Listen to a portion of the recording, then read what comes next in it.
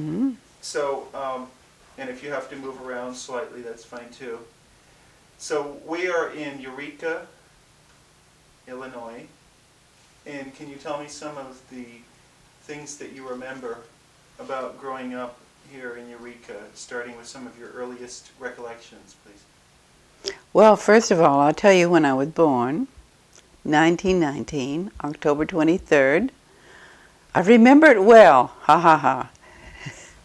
I was one of Grace and Wilmer Dyer's children, 6 children. I was the 4th one. And I remember that I always felt a part of a family. I never felt as a single person until I was grown up. I didn't even consider myself a single person. I was always surrounded. We had a small home, and I was shy and protected and never seemed to be alone. What do I remember? Yeah, like A some lot of of your things. I friends. remember having Chautauqua. I remember going to Chautauqua, which was held at the back of the college campus. And I saw my first play there, and it was Smiling Through. And in it, someone shot someone else, and I thought it was real, and I cried and cried. I thought someone really was hurt. Also, I think I heard my first string quartet or quintet or orchestra of some group of some sort there. I remember that. I remember we always loved to go there because they had a little candy stand, and we got a little package of chocolate.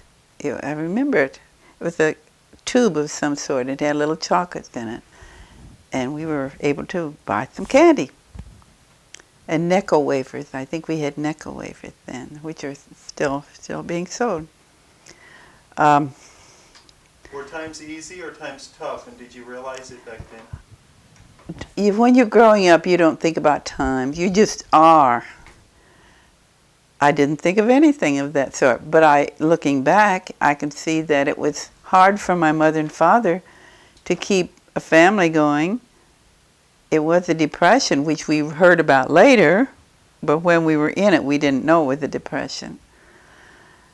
My father lost his job. We had a little house on Darth Street, and he had a job as being the office manager of Dickinson Canning Company. And they sold their company to Libby McNeil and Libby, who brought in their own people, and so my father lost his job. And he tried to sell insurance and several different things to make ends meet, but he finally could not meet the house payments, the mortgage payments. And he went to the banker. This I heard about later, because all I knew was that we were going to have to move. We no longer were to have a house. And I remember a little bank that I had, a little barrel bank that I had, and all of us brought our banks to my dad, thinking that they could save the house, but that wasn't. So Byron Colburn, and that was a bad word in our name, in our family. Minta Colburn is Byron Colburn's grandson's wife, but I like Minta, so that erases that. But anyway, he was the banker, and he foreclosed on my father. So my father and mother had to find a house for 6 people, for 6 children and 2 grown people. And the house that they found to rent was something that my sister and I deplored terribly because it had no running water. There was electricity, but no water. We had a little pump in the kitchen. Had to pump things. We had to fill a big tub for bath water. We had to go to an outside toilet, and that to me was the most dreadful thing. And then with cold winter, And we thought that people driving by would see us going out there, and it was just terribly, we just thought it was the end of the world, practically. But we lived through it. What were some of the values that your parents inculcated? Well, honesty. We always had to tell the truth. We never could lie. I don't remember them telling me things, because by the time you're the fourth child, you just follow the leader, and they must have taught the older ones what to do. We were never to lie. We knew that.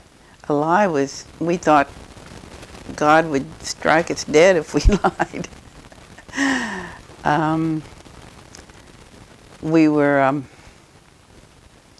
I think my mother tried to get us not to quarrel, but I guess that was pretty hard to do with children always fussing. What about religion? Did that play any role in your life? Religion? I didn't know it was religion, but we went to Sunday school and church. We were not allowed to miss Sunday school. If we were well enough to go to school, we could go to Sunday school, which we did. And finally, I remember going to Sunday school and found it. A lot of my friends didn't go to Sunday school. They were not made to do that, so I didn't want to, but I had to. Then I was pleased when somebody asked me to teach a Sunday school class. I taught some first graders when I was, I don't know, I was probably in high school. So that relieved me from the boring thing of Sunday school. But I think my parents didn't view religion as anything except living it. They lived it. They didn't quote scripture. They didn't do all those. A lot of praying out in public. My father did always say the blessing when he sat down, and my mother never did. It was always my father. He had once that blessing, and I can't remember it. I should have, but he always a nice blessing, not just a quick one. What about school? What sort of opening of your world did school provide, and what were some of the twists and turns that you took academically? I was the first one in my family to go to kindergarten. It was not part of the public school. It was two Felter maiden ladies had a private kindergarten, and I went to it. And all I remember of it is that we always had to nap, and they always played Saint-Saëns' Swan. You know the Canella? Swan? No, it was the Swan, that, you know, the Carnival of the Animals.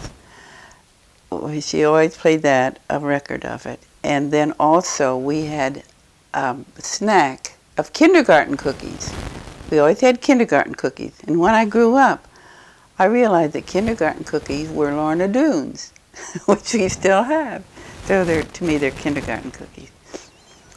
I went to the first grade, and I remember they asked me what my name was, my first name, and at that time, I was told that my name was May Annette Dyer. I don't know why they named me May, except that I had a cousin, May. But they called me Annette. They didn't call me May. So when the teacher asked us what our first name was, and I answered May, and then when she started to call on us, she called me May. And I cried. That was not my first name. I mean, it was my first name, but that's not what they called me. I was really pretty innocent then. I couldn't figure things out. So they finally got that out. Then later in my life, once upon a time, and I didn't like that May part. I don't know why I didn't like it, other than that it made my initials M-A-D. And my brothers would tease me because I was mad. Hold on a second, the air conditioner came on. You can turn it off. Turn it, push it. A little bit noisy. Where is the button? Why are you doing it for him? Well, he's got some interesting stories of World War II, and I thought it would be interesting someday. You could When you're my age, you'll listen to it and you'll think, listen to that. So old. All right. We were in the middle of the you telling how your I was in the first grade. yeah. Hold on a second. Why is this so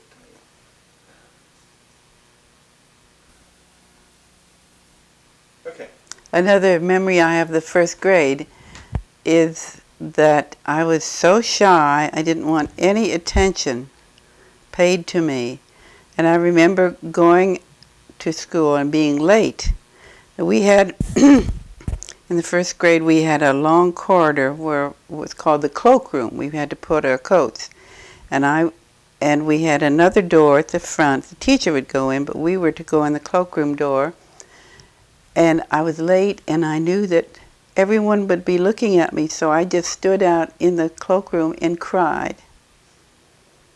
I was so upset because I was late, and people would look at me. So the teacher finally came and rescued me, I guess. Somehow I got through the first grade. I don't remember much more about that. But I remember in the second grade, the teacher singled me out as a good reader. I must have learned to read well, and that she gave me a book called Alice in Wonderland, and she thought I was a good reader and would be able to read that. And I read it, and I thought it was the craziest thing. I couldn't understand it. It wasn't until I grew up and read the book to my children that it made sense to me. It was nonsense, of course, and funny, but at that age. Another memory I have, and I don't know what year it was going to the open-air theater that they had made at the college. It's called the Rinker Amphitheater, and it starts at the top of a hill and goes down in ridges and down in the theater. You'll see it tomorrow. And I remember sitting in the audience, and a famous poet was to read, and it was Vachel Lindsay, that you've heard about. He was an Illinois author. I remember him chanting a poem that he had written about Mumbo Jumbo, Song of the Congo, Mumbo Jumbo. It rang in my ears enough for me to remember it after all these years. I remember other things that happened there too. It was beautiful. The bushes were beautiful, and I remember a maypole dance that my sister was in, danced around there. I remember also about a little later in school, Mr. Rinker, Jacob Rinker, who was a professor at this college, took our class down there and showed us things about the sky and told us constellations, pointed out constellations to it, and it was truly awesome. I had never really looked at the stars and the sky before and had anyone explain, so that was really, I remember that quite well too. Okay.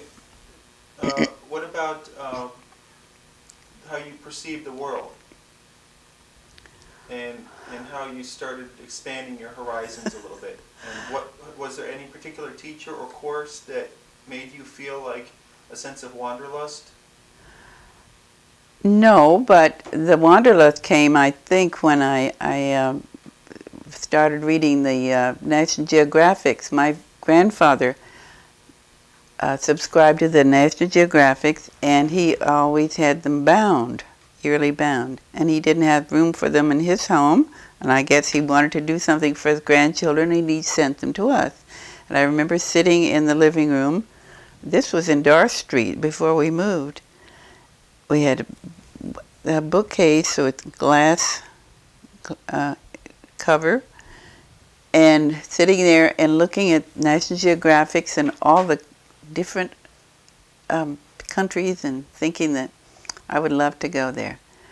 Then I saw an ad once, and It was about a steamship company, and you could get a free booklet. I didn't even know the word brochure, but that's what it was. If you sent in your name and your address. So I did. I sent in the name and my address. Then one day at noon, dinner time for us, there was someone came to the door and asked for Miss Annette Dyer. And whoever went to the door, I went there. And it was someone representing that steamship company. He had come to deliver some tickets to Mrs. May Dickinson and her son, who were about the richest people in town, and they were going on a trip. And so he thought he'd see who this person was. I was very surprised to see I was only about 10 years old. Wow. But I do remember wanting to travel. And so I never did have a chance to until I was grown up. My children were off in college, and I finally was able to. Did you tell any of your friends about some of your dreams when you were in high school or college? Or You mean wanting to travel? yeah. No, I didn't. I didn't even think about it then. I was too busy just being a teenager or whatever. I didn't think of serious things about what if. I did know that I wanted to be a librarian. I had always wanted to do that because when my sister was growing up, she had to have her teeth straightened.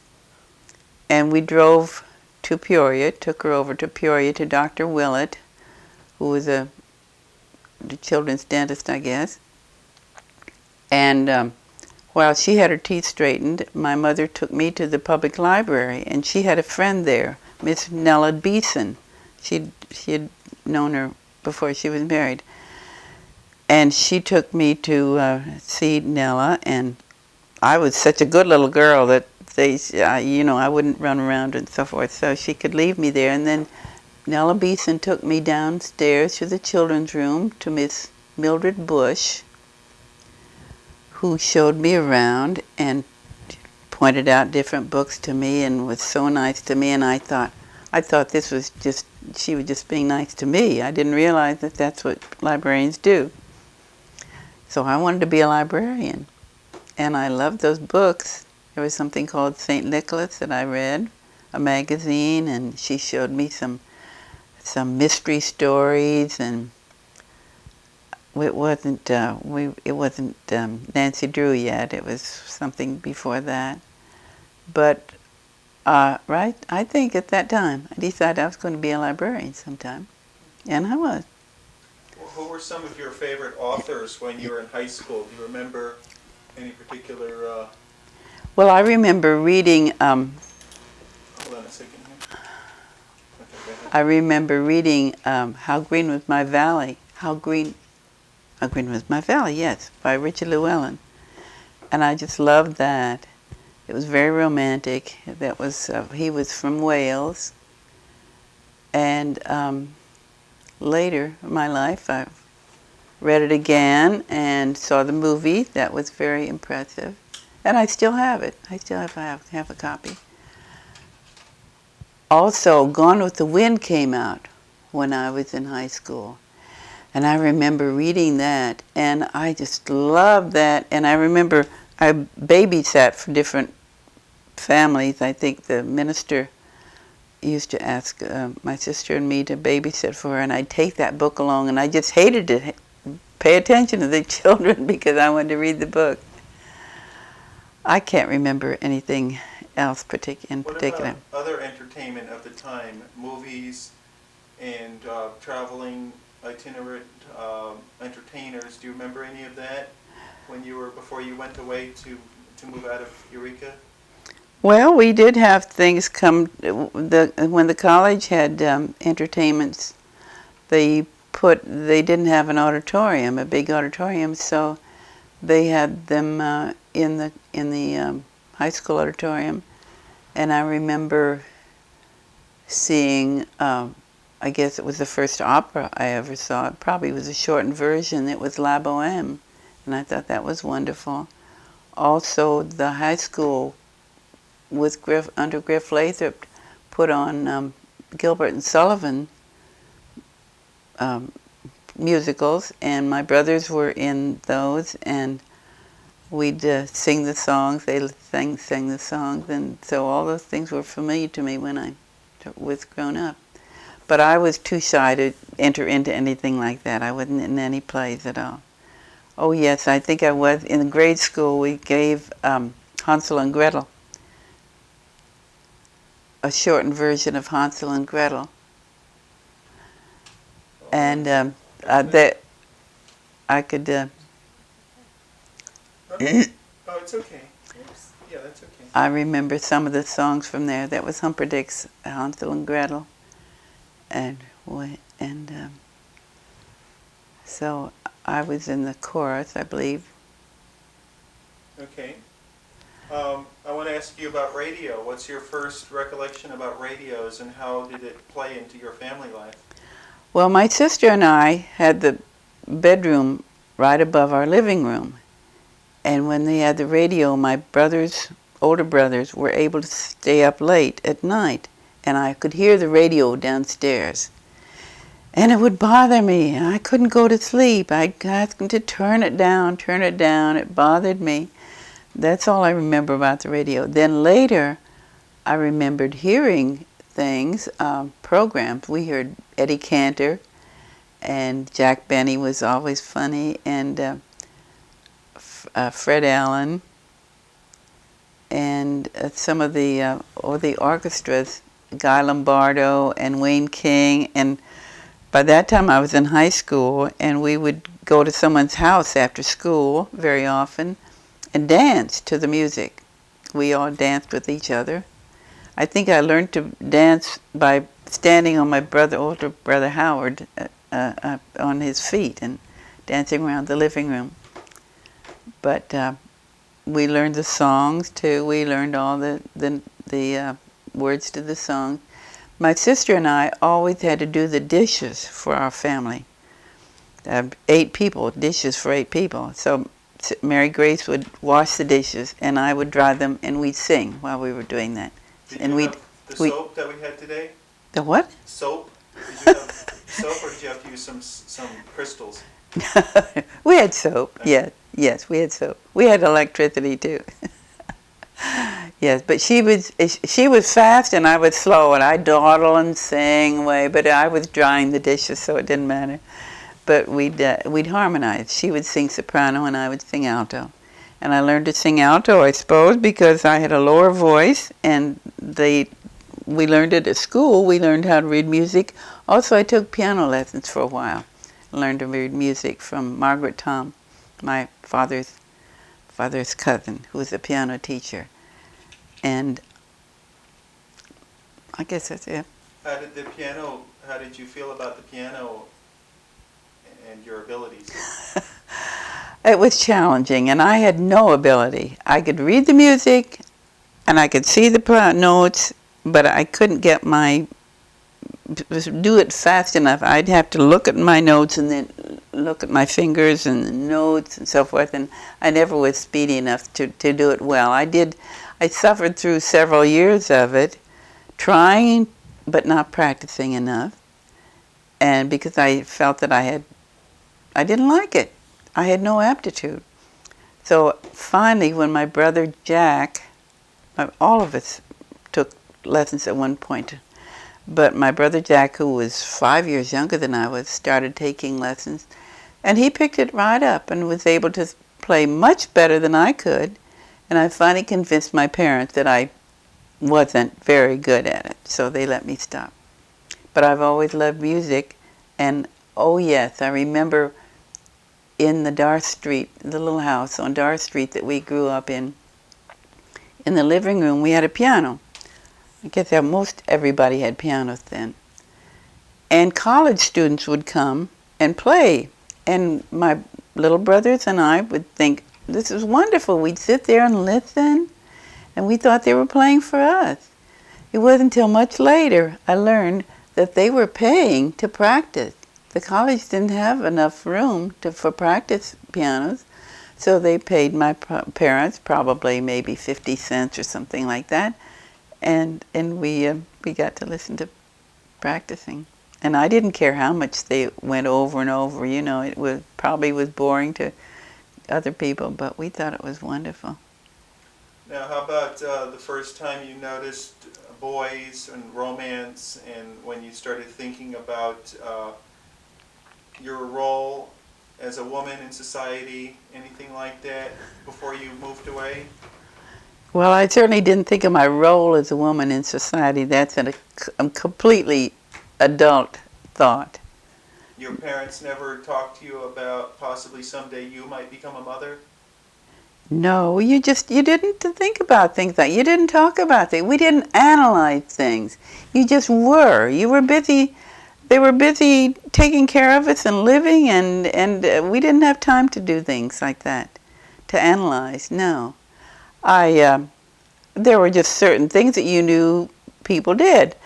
For instance, our teachers were all single ladies, and if they were married, they immediately were had to stop teaching, because married women were not able to be teachers. No, I don't know when that started. Probably that stopped about the time of World War II, when they needed people. What was the reason? What would have been wrong for a married woman to be a teacher? Well, she would not be a homemaker, and they just felt that people should, if you were married, you stayed home and took care of your family. And even if you didn't have children, you eventually would have. It was not questioned. Certainly not questioned by me. But I had several. I remember all my teachers. I remember Miss Haggerty in first grade and Miss Green in the second grade. Her daughter now lives in Eureka, and I think I taught her in first grade Sunday school. And then Miss Compton was in the third grade, and I can see exactly where I was sitting those days. And Miss Compton had a jail on the blackboard. She'd make a jail with the lines up and down and horizontal. If you talked out of turn, you were put in jail. Your name was up there, and you stayed after school. So you behaved yourself. You didn't want to go to jail. And then in the fourth grade, I had Miss Pearl Smith. In the fifth grade, I had Miss Virginia Givens, who just left. She's 96 years old now. She lived here just till last year. And she's still very sharp. But she had health problems, so she went to stay with her brother. And then then in the sixth grade, we had departmental teachers. We had Miss Aline Browning, who taught history and English, and we had Miss Sarah Robinson, who was a terror. She taught arithmetic, and I hated that. And she would yell at you. She would get me anyway up to the blackboard, and if you didn't get it right, she'd just yell at you. And then Miss Ruby Rausch would teach geography and whatever else. And she was kind of awesome, but she was mean. But Miss Robinson, her ears must be burning because I didn't like her at all. Now, after you got out of high school, did you have a sense of direction and a definite plan? Yes, I was going to college. And what was the plan? What college? There was no question about it. My parents couldn't afford anything but Eureka College, which was right down the street. There was no question about that. Most of us who went to college went to Eureka College. Very few of us went to another college. This was still the Depression. I graduated in 1937 from high school. And what did you feel you wanted to study in college? How to be a librarian. And I took English. I took all the ordinary things that everybody takes, and then I majored in English. And I wanted to go to library school, but my parents didn't think that I could because they couldn't afford to help me, because when I was in college, I could live at home. But if I went to library school, which it was at the U of I in Champaign, they couldn't help me with that. And so I thought I would have to be a teacher. And my dad wanted me to be a teacher because he was the assistant county superintendent of the schools, and that was just, education was just understood to be in my family. But I took a first semester, I guess, of theory and everything, and then I was to have practice teaching. And my practice teaching was to be at Davenport Grade School, where I went to school, to be under Miss Pearl Smith, who had been my 4th grade teacher. And I panicked. I thought I never could get up there in front of Miss Pearl Smith. We didn't even know her name was Pearl. It was just Miss Smith. And I dropped out of that, and I said, I will not be a teacher. So somehow I was able to go on and finish that year, and get a degree. And I applied for a loan, the AAUW, for a loan, and then I don't remember. Well, I worked I had taken typing in high school, so I worked as a secretary at the canning factory for a while, and then I worked at the college for a while, just as a typist. Do you want to ask a question, Dana? Anything come to mind? Okay. So then you're at the University of Illinois, right? Yes, yeah. And then what did you feel was on the horizon at that point when you finished that? I had no idea. I didn't know what to do because I didn't know where to go to apply for a job. So at that time I was working part-time in the library, university library. So I just, after I got my degree, I stayed there. While I was there that year, World War II began. Pearl Harbor was attacked, and my brother Gene had already gone to the Air Corps, and he was in the war. And my 2 brothers joined the Army, and I wanted to be somewhere in the Army. So I tried to get into the Navy, but I had an ear that could not pass inspection. My hearing could not pass inspection. So I saw, during that year, while I was working, I saw an ad from the Signal Corps, the U.S. Signal Corps, asking for people to apply who had English as a major and had some foreign languages, and I applied, and they took me. And I went to Washington, D.C. all by myself on the train. Somebody took me, I guess, to Peoria or Bloomington to the train. Now, before you got to that point, all of this war was in the air. We'd already war. What was your feeling at that point about the world and safety and security and yourself?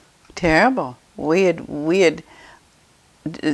just meant complete fear, because to us, peace was over here and war was over here, and it would just be utter chaos. And we thought that we would be invaded. We really were afraid that we would be invaded, and there was no question. By who? By the enemy, Japan and Germany. But even though we were in the center of the continent, we knew that if they invaded either coast, we would be at risk. So there was hardly any question about support of the war. There were some people who were conscientious objectors and just would not fight, and they did other things. But no one was against the war. I mean, this was just protection. We didn't invade anyone. Do you remember exactly what happened when Pearl Harbor was attacked? Yes, I do. I remember I was upstairs in the home where I was living, going to library school, and I was studying in front of a window, at a desk in front of a window. Outside, next door, there was a fraternity house, and the boys were out playing football. And all of a sudden, there was a terrible shriek and yelling and chaos and so forth. And we knew that something had happened, and my friend and I, the other other students and I went downstairs to ask Mr. Ridge. He was the man who owned the home where we were boarding, and asked what it was, and he told us that Pearl Harbor had been invaded. That was on Sunday, the 14th. December 7th, yes, I've already forgotten. It's December 7th, 1941. And it was just, it had been in the air before because we knew there was a war going on in Europe. We didn't know too much about Japan, but we knew that the Japanese were talking to our president, but we knew there was a war. And so we were frightened. We were really frightened. And then the next day, we went to the gym and heard President Roosevelt declare that we were now at war. And so it was total. That's all anybody talked about. It was just really nothing like this war that people are questioning things. And we didn't have television. You couldn't see anything happening. You had to listen. So then I went to but we'll make this very brief. I worked for the Signal Corps. I worked as a cryptographer. It was secret, and I lived first in something called Arlington Farms, yes, a big dormitory for girls who came to work for the government. It was across from Arlington National Cemetery and the Lee Mansion up on the hill. And that was very interesting. I would say I enjoyed that, except that we were at war, but I enjoyed the activities that I was in. I enjoyed being part of something that, and what was also a typical day like for you in the Signal Corps? Taking a bus to work and doing clerical work. It was something that we knew eventually. It was a small part of the messages that were being sent. Did you ever see any of the original messages and know what language they were in? No. Things like that were all broken down into very small parts. No, but what were some of the rules that you had to obey during a time of war? Being quiet and not telling people what you did. We were just supposed to. They didn't want anybody to know that was an army post. It was for Signal Corps. It was just an army post. It was just an ordinary army post. It was a girls' school that had been taken over, and they built barracks all over. And the school part was the administration, and that was interesting. And it was working around soldiers and enlisted people and officers. But the people I was working directly with were other people who were mostly teachers, professional people, and mostly women. But after hours, we were on our own, and we'd always go into Washington. We could go in the bus. It was quick. Nobody had cars. We didn't anyway. And was Washington at that time bustling, exciting area? Oh yes, Like oh, soldiers galore, and we could go to USO dances. We'd go to USO dances, and we went to a couple of churches we went to. I joined a Methodist church there because they had so many activities for young people, and for people in the government and some soldiers too. And they had dances and square dances, and I even did square dancing, though I wasn't keen about it. But yes, it was, and we had dates. It was fun. It was nice to be a young lady in wartime. What was a typical date for you like? How did the man get in touch with you? Well, it was usually somebody that. Well, a couple of times I went out with somebody from the army post. I went with somebody for a while. Did you pick you up in a vehicle, or did you? Oh yes, he had a car. And I went with somebody who was a chaplain for a while, and I always had a suspicion that he just became a chaplain to get out of fighting, and I didn't like that very much. But we used to just go to I met him at the church, and we'd go to dances or to movies or to a restaurant. Were any of your brothers in Washington at the time? No, but that Paul and Jack both were stationed in Florida at different army posts, and they came through Washington going home a couple of times, and so I always took them out, and we'd go sightseeing and see all the things that Washington has to offer. I went back to Washington a few years ago, and it was so different. It was so much busier.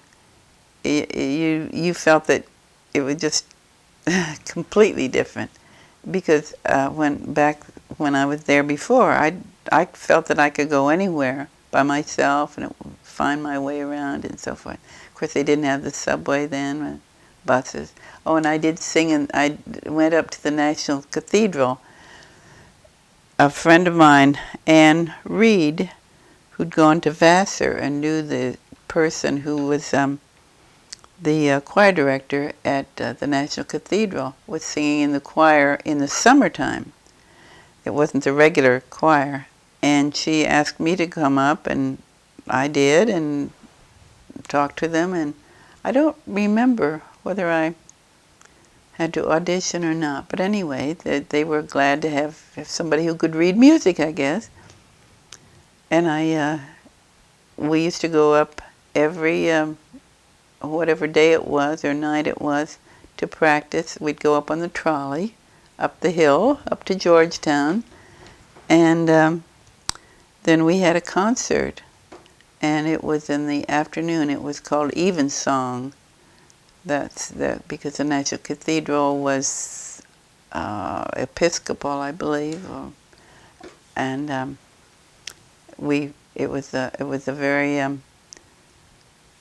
impressive concert, to being in the cathedral. And I remembered the sun was shining and through the stained glass windows, and that was really very much of a high point in my life, to be able to sing in the National Cathedral. Did you ever have air raid drills or any sense of heightened Well, alarm or any close calls? No, I don't remember that. I remember we always had to have our shades closed at night. I don't remember being fearful at all. Yeah. Now, as the war progressed, what are some of the moments, the key moments for you that you recall? Any tragedies or any upsetting news? Well, after my brother was considered missing, we always were trying to find out whether he might have been rescued, and my grandfather was always trying to find out, and he called his congressman, and there were always people trying to find out. We were hoping that he would be, but it wasn't until after the war that they discovered that somebody had seen the plane go down in flames, so he was considered killed. What about the newspapers? What sort of news did you get from the front lines? Oh, we got bad news. We got bad, and people, we didn't have television, of course. We were discussing it always, and there were some people that I worked with who were married or engaged to people who were in some of the battles, and we heard about it from different places. How about newsreels? Yes, we saw newsreels. I went to movies then. Did anything surprise you? Did you always assume that America would be invincible, or No. You just No, we were followed fearful. along? You didn't have any expectations. Were you optimistic or pessimistic? I think it was optimistic, but we had a feeling that it was up to us to do something, and we'd hear bad news and things that were going on, and we heard about D-Day after it had happened, and that was very scary. Then yes, I remember then World War II was, Germany, the Axis was beaten, and I remember Eisenhower came back, and we were let out of, we were given a holiday so that we could go down and see him in the parade. And I remember him riding and looked like a snappy young man, and not young, but younger than later, in this little Eisenhower jacket that became popular, the short one. I remember his riding in that, and riding across the bridge. Then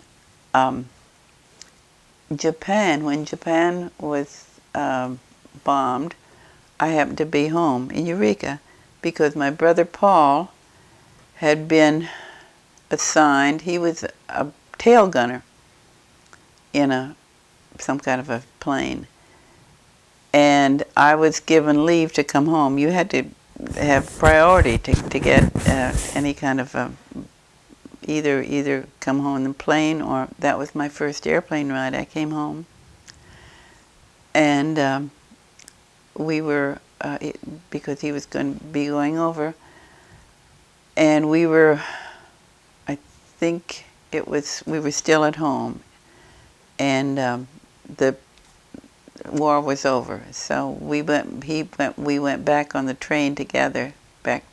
He went to Washington, went on to Florida, and I went. So that was much elation. Everybody was jumping and dancing and everything, and that was very exciting. Okay, good.